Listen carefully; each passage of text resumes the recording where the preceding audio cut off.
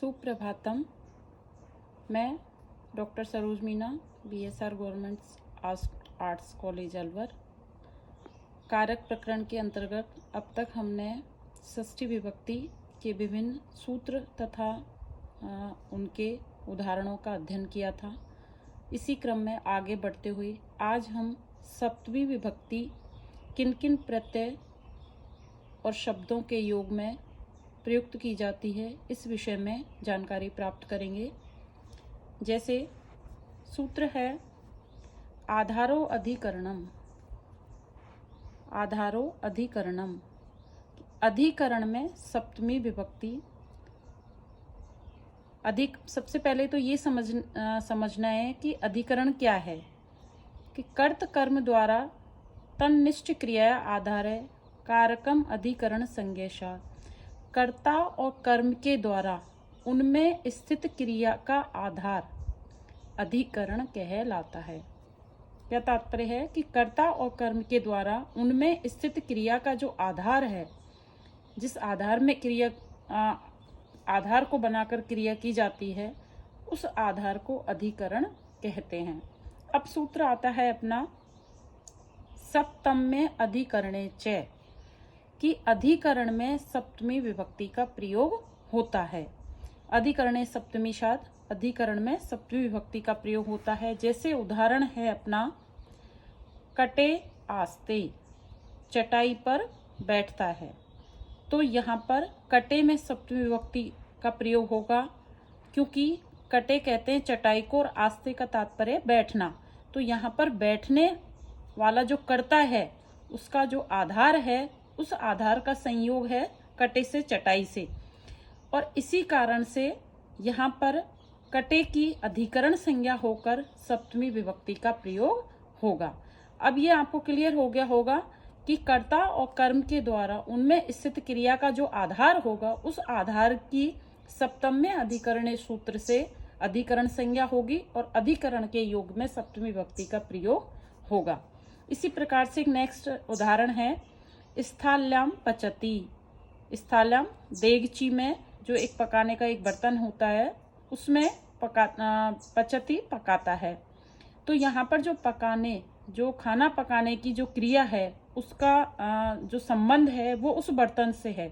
इस कारण से इसकी अधिकरण संज्ञा होकर सप्तमी विभक्ति का प्रयोग होगा, और सप्तमी विभक्ति का प्रयोग होने पर स्थाल्याम ये आपके उदाहरण बन जाएगा। नेक्स्ट है, देखिए कतस्य इन विषयस्य कर्मण्य उपसंख्यानाम। क्या कह रहा है? कत प्रत्यांत शब्दों से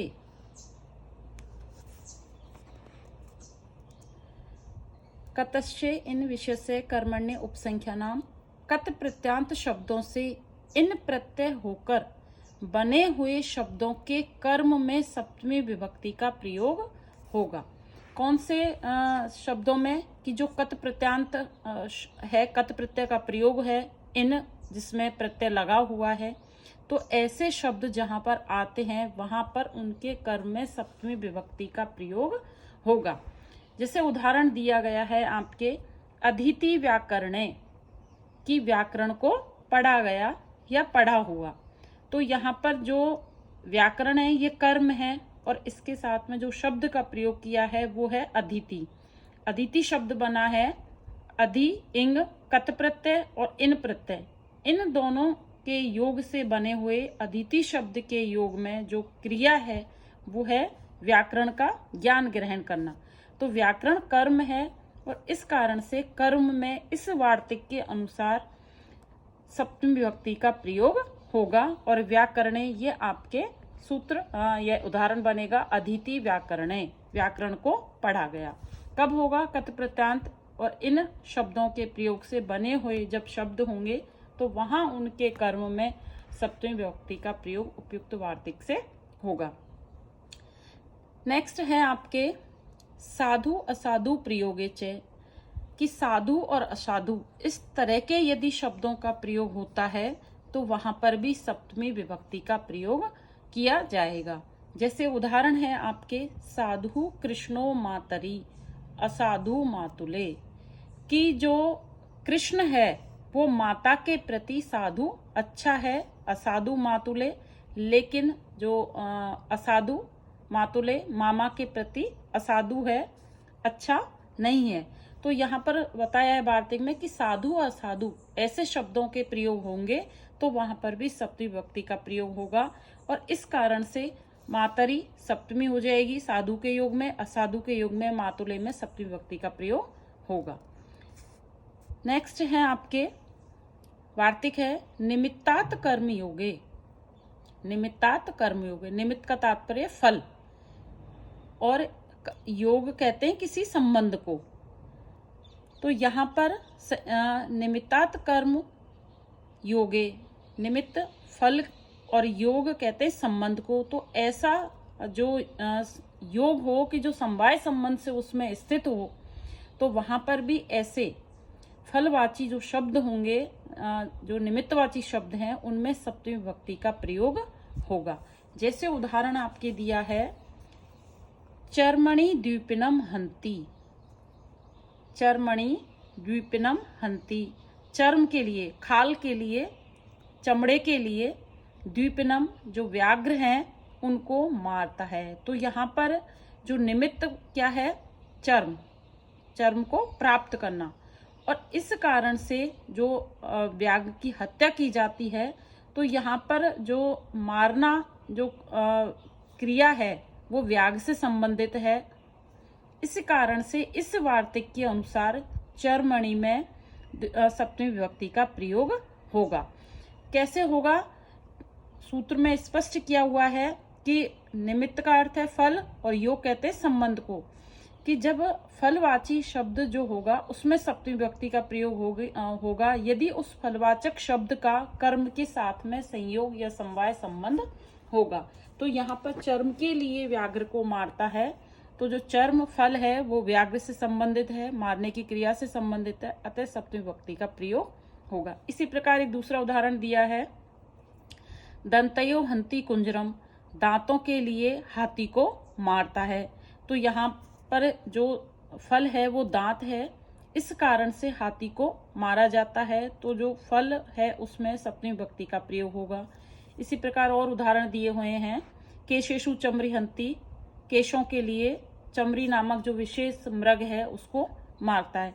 तो इस प्रकार इस वार्तिक में जो फलवाची शब्द होगा उसमें सप्तमी विभक्ति का प्रयोग होगा। नेक्स्ट है आपके सूत्र यस्य च भावेन भाव लक्षणम, यस्य क्रियाया क्रियांतरम लक्ष्यते तत् सप्तमी शात, कि जिस क्रिया से कोई दूसरी क्रिया लक्षित होती है तो वहां पर भी सप्तमी विभक्ति का प्रयोग होगा। सूत्र क्या कह रहा है, यस्य च भावेन भाव लक्षण, यस्य क्रिया, जिस क्रिया से क्रियांतरम दूसरी क्रिया लक्षित होती है तो वहां पर सप्तमी विभक्ति का प्रयोग होगा। फॉर एग्जाम्पल उन्होंने दिया है गोशु दुह्यमानासु गत है। देखिए इधर गोशु दुह्यमानासु गत है, जब गाय दूही जा रही थी तो वो चला गया। तो यहाँ पर जो दोहन क्रिया है वो लक्षित हो रही है गायों से, और गमन क्रिया भी लक्षित हो रही है। तो एक क्रिया के साथ में दूसरी क्रिया जब लक्षित होती है तो वहां पर सप्तमी विभक्ति का प्रयोग किया जाता है। यहाँ क्रिया जो है उसी प्रकार से एक दूसरा उदाहरण भी है, देखिए नीचे ब्राह्मणेषु अधियानेषु गतते, ब्राह्मण से अध्ययन करने के पश्चात चला गया। तो जब एक क्रिया के बाद में दूसरी क्रिया लक्षित होती है तो वहां पर इस सूत्र के अनुसार सप्तमी विभक्ति का प्रयोग होगा। क्लियर है। आगे देखिए वार्तिक है अर्हाणाम कृतत्वे अनहरणाम अकृतत्वे तद वैपरीत्य च। अब पहले इसको समझ लीजिए, अहरणाम से तात्पर्य होता है कि जो उपयुक्त है उनको हम बोलते हैं योग्य अहर, और जो अनुपयुक्त हैं उनको बोलते हैं अनहरणम। तो योग्य और अयोग्य दो टाइप के हो गए, और तीसरा है तद वैपरीत्य, उन दोनों के विपरीत। इन सभी के योग में सप्तमी विभक्ति का प्रयोग किया जाता है। जैसे अब एक एक को समझिए। अहरणाम कृतत्वे, क्रिया में उचित व्यक्तियों के अहर्णाम उचित व्यक्तियों के कृतत्व की विवक्षा होने पर सप्तमी विभक्ति का प्रयोग किया जाता है। जैसे उदाहरण है सत्सु तरत्सु असंत आस्ते, सज्जन तरत्सु तरते हैं, असंत आस्ते और असज्जन बैठे हैं। कि जो सज्जन है योग्य है वो तर जाएंगे, इस भव से पार निकल जाएंगे, और जो दुष्ट है वो यहीं पर रह जाएंगे। तो यहाँ सत्पुरुषों का तरना उचित है, अहर है, योग्य है, और इस कारण से सत्सु में सप्तमी विभक्ति का प्रयोग होगा कि जो अहर हैं उनके कृतत्व को बताने में सप्तमी का प्रयोग होगा। जो अनहरण है उनके कृतत्व को बताने में भी असत्सु, जैसे दूसरे उदाहरण में दिया है, वहां भी सप्तमी विभक्ति का प्रयोग होगा। और एक दोनों के विपरीत स्थिति में वहां भी सप्तमी विभक्ति का प्रयोग होगा। डिटेल में आप देख लीजिए जो योग्यों के कृतत्व, अयोग्यों के अकृतत्व और इन दोनों के विपरीत, इन सभी के योग में सप्तमी विभक्ति का प्रयोग किया जाएगा। नेक्स्ट देखिए षष्ठी च अनादरे, अनादर को प्रकट करने में अनादर आधिक के भाव लक्षणे षष्ठी सप्तमे च, अनादर को प्रकट करने में या इस प्रकार के भाव को लक्षित करने में जिसकी क्रिया से कोई अन्य क्रिया लक्षित होती हो तो वहां पर षष्ठी और सप्तमी विभक्ति का प्रयोग किया जाता है। जैसे उदाहरण के द्वारा हम इसको समझने का प्रयास करेंगे। उदाहरण है रुदति रुदितो वा प्राव्राजित, रुदति रुदितो वा प्राव्राजित। इसका तात्पर्य है कि रोते हुए पुत्र को छोड़ करके संन्यास को ग्रहण कर लिया। तो यहाँ पर एक सूत्र क्या कह रहा है, षष्ठी च अनादर है कि अनादर का भाव यदि प्रकट हो और एक क्रिया के बाद दूसरी क्रिया लक्षित होती है तो वहां पर सप्तमी विभक्ति का प्रयोग होगा। अब इसको उदाहरण के तौर पर हम समझ जाएंगे कि रोते हुए पुत्र आदि का अनादर करके, या अनादर से तात्पर्य उपेक्षा करके संन्यास को ग्रहण कर लिया। तो रोने की जो क्रिया है उसका संबंध है प्रावर्जित, जो संन्यास है उससे लक्षित होती है। तो यहाँ पर एक तरह से तिरस्कार या उपेक्षा का जो भाव है वो निकल के आ रहा है। इस कारण से रुदति या रुदित में सप्तमी और सप्तमी रुदति में इन दोनों में ही रुदति में सप्तमी हो जाएगी और रुदतों में षष्ठी विभक्ति का प्रयोग होगा। नेक्स्ट सूत्र है स्वामी ईश्वर अधिपति दायात साक्षात प्रतिभू प्रसूत। इन शब्दों के योग में षष्ठी और सप्तमी विभक्ति का प्रयोग किया जाता है कि ये सभी शब्द जहां पर उपस्थित हों वहां उन सभी जगह पर सप्तमी विभक्ति का प्रयोग होगा। जैसे एक दो उदाहरण हम यहाँ पर देखने का प्रयास करेंगे। स्वामी ईश्वर अधिपति, गवाम गोशु व स्वामी, गायों का स्वामी। तो इस सूत्र से या इस नियम से स्वामी शब्द, जैसा कि सूत्र में कहा है कि स्वामी ईश्वर अधिपति दयाद, यदि इन शब्दों का प्रयोग किया जाएगा तो वहां पर षष्ठी और सप्तमी दोनों विभक्तियों का प्रयोग होगा।